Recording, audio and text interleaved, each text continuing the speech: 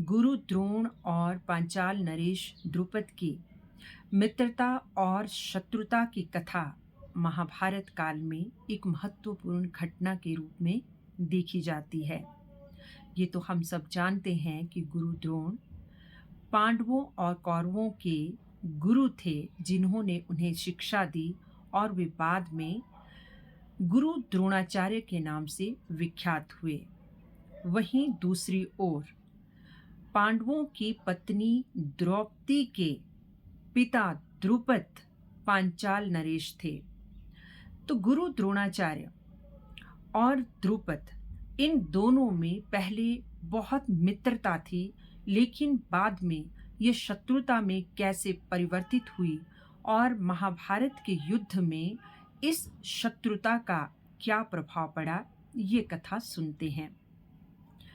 तो कथा के अनुसार द्रोण और द्रुपद, इन दोनों ने ही मुनि भारद्वाज के पास शिक्षा ग्रहण की थी। द्रोणाचार्य विद्या अध्ययन में द्रुपद से बहुत अधिक तेज थे, सक्षम थे और वो द्रुपद की शिक्षा में सहायता किया करते थे। इस तरह से वो दोनों परम मित्र बन चुके थे और एक बार वहाँ गुरुकुल में ही द्रुपद ने द्रोणाचार्य को ये वचन दिया था कि जब वो राजा बनेंगे तो अपना आधा राज्य द्रोण को देंगे और साथ ही उनका जो भी सुख होगा, संपत्ति होगी, उसमें वो उसे बराबर का हिस्सेदार बनाएंगे। कालांतर में द्रोण बच्चों को पढ़ाने लगे और गुरु द्रोण के नाम से विख्यात हुए और इधर द्रुपद पांचाल के नरेश बन चुके थे। गुरु द्रोण के जब पुत्र हुआ जिसका नाम अश्वत्थामा हुआ, तो वो बहुत ही अधिक गरीब थे और अपने पुत्र अश्वत्थामा की परवरिश करने में असफल हो रहे थे।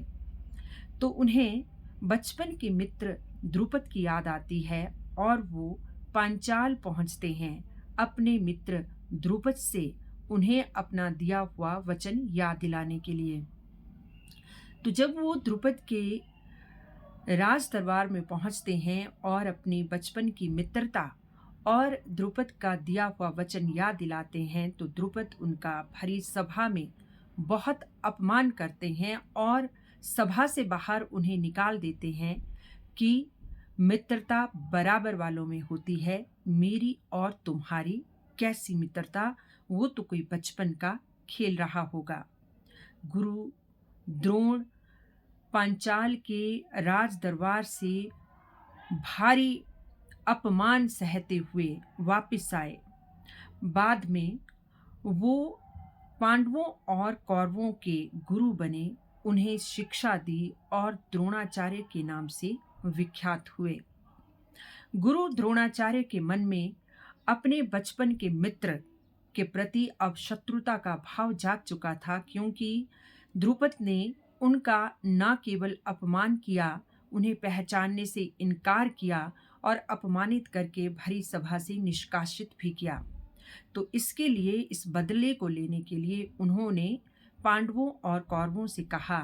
तो पहले कौरव द्रुपद के साथ युद्ध करने के लिए गए लेकिन असफल हुए, लेकिन दूसरी बार अर्जुन द्रुपद के साथ युद्ध करते हैं और द्रुपद को बंदी बनाकर गुरु द्रोणाचार्य के समक्ष प्रस्तुत कर देते हैं। तो गुरु द्रोणाचार्य ने अब द्रुपद का सारा राज्य उनके पास आ गया था और द्रुपद को उन्होंने आधा राज्य ये देते हुए दान कर दिया कि जाओ, अब हम और तुम दोनों बराबर के अधिकारी हैं और अब हम में मित्रता हो सकती है। ऐसा कहकर उन्होंने द्रुपद को उसी से छीना हुआ उसी का आधा राज्य देकर वहाँ से उनके प्राणों को क्षमा देते हुए वहाँ से जाने के लिए कह दिया। अब द्रुपद अपने इस अपमान की आग में बहुत धधकने लगे और शत्रुता और अधिक बढ़ गई और इसी शत्रुता से निपटने के लिए द्रुपद ने याज और उपयाज नामक ब्राह्मणों से एक यज्ञ करवाया, और वो यज्ञ, उसका उद्देश्य केवल और केवल द्रोणाचार्य की मृत्यु थी। तो उस यज्ञ के अग्नि से सबसे पहले याज्ञसेनी यानी कि द्रौपदी का प्रादुर्भाव हुआ, जिनका कालांतर में 5 पांडवों से विवाह हुआ था।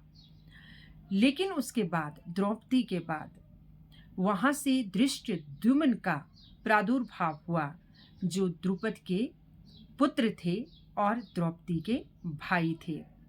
तो धृष्टद्युम्न का प्रादुर्भाव ही राजा द्रुपद ने द्रोणाचार्य का वध करने के लिए किया था।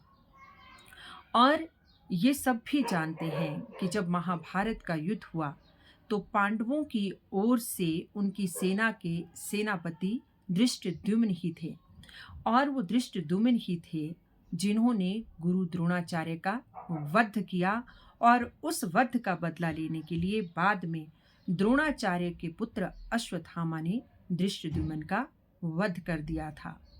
तो इस तरह से ये कथा, जो कि द्रोणाचार्य और द्रुपद की है, ये कथा मित्रता, उसके बाद अहंकार, फिर शत्रुता और नियति को दर्शाती है कि किस तरह से अगर दो मित्रों के बीच में अहंकार आ जाता है तो वो मित्रता को किस तरह से न केवल शत्रुता में बदलती है, बल्कि वो किसी काल खंड में एक ऐसी निर्णायक स्थिति खड़ी कर देती है जिससे कि पूरा का पूरा इतिहास ही बदल जाता है।